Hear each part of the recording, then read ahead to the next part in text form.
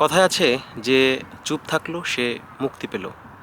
আপনি যদি চুপ থাকেন তাহলে কোনো না কোনোভাবে সেটার উপকারিতা আপনি লাভ করতে পারবেন। কারো ওপরে আপনার রাগ হচ্ছে, চুপ থাকেন। কাউকে গালি দিতে আপনার ইচ্ছা হচ্ছে, চুপ থাকেন। কাউকে আপনার বদদোয়া দিতে ইচ্ছা করছে, আপাতত চুপ থাকেন। যখন আপনি শুধু অনবরত বলতেই থাকেন তখন সবচেয়ে বড় যে ক্ষতিটা হয় সেটা হচ্ছে আপনি শুনতে পান না। আপনি যদি শোনেন তাহলে কাউকে বুঝতে পারবেন। আপনি যদি শোনেন তাহলে আপনি শিক্ষা গ্রহণ করতে পারবেন। আপনি যদি শোনেন তাহলে আপনার জ্ঞান বাড়বে।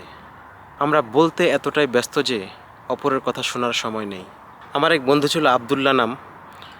তার সাথে মাঝে মধ্যে রাতে আমরা হাঁটতে যেতাম একসাথে। তো খেয়াল করতাম যে সে রাস্তার প্রতিটি বিষয় খুব লক্ষ্য করে দেখতো এবং শুনতো। আমরা একসাথে চলাচল করার সময় সে যে কোনো বিষয় থেকে যে কোনো কিছু সে শিখে যেত। একটা বিড়াল পাশ দিয়ে অতিক্রম করলো, সেখান থেকে সে কিছু শিখে গেছে। কেউ রোড ক্রস করে গেল, ওখান থেকেও সে কিছু শিখে গেছে। যে কোনো মানুষকে সে দেখতো, ওখান থেকে সে কিছু শিক্ষা গ্রহণ করে নিত। রাস্তায় তার সাথে আমি একসাথেই ছিলাম।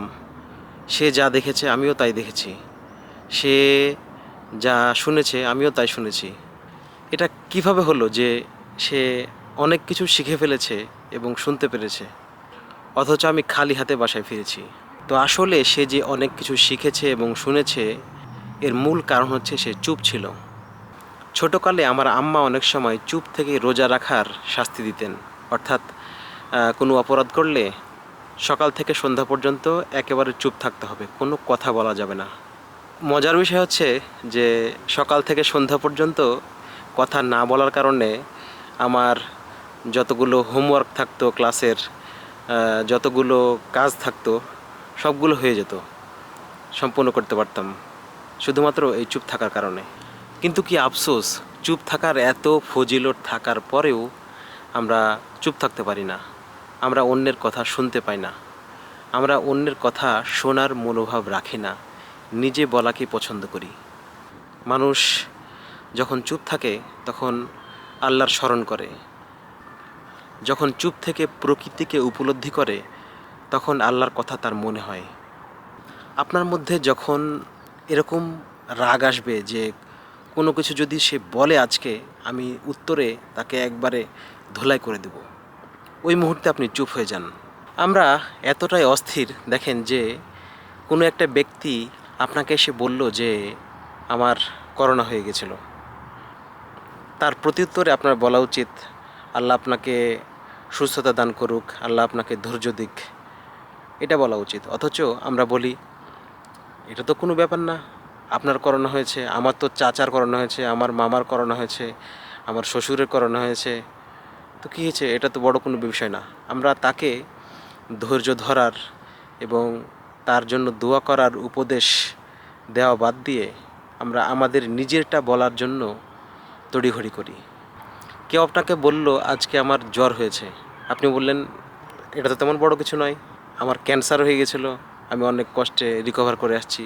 আপনাকে কেউ এসে বলল আমার বাচ্চা পরীক্ষায় পাস করেছে, সে A+ পেয়েছে, আপনি বললেন আপনার বাচ্চা A+ পেয়েছে, আমার তো মেয়েও A+ পেয়েছে, আমার বড় ছেলেও তো ইউনিভার্সিটিতে চান্স পেয়েছে, আমার ছোট ছেলেও তো ক্লাস 5-এ বৃত্তি পেয়েছে। আমরা নিজেরটা জাহির করতে বেশি পছন্দ করি।